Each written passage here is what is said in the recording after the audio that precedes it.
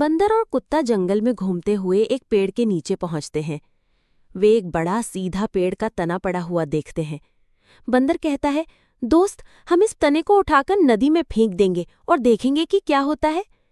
कुत्ता कहता है, लेकिन ये बहुत भारी है, क्या हम इसे उठा पाएंगे? बंदर कहता है, चिंता मत करो, हम साथ में इसे उठाएंगे और नदी में फेंक देंगे। वे दोनों तने को उठाने की कोशिश करने लगते हैं। अचानक तना हिलने लगता है और दोनों दोस्त गिर जाते हैं। बंदर और कुत्ता हंसने लगते हैं और बोलते हैं, हमें ये काम नहीं करना चाहिए था।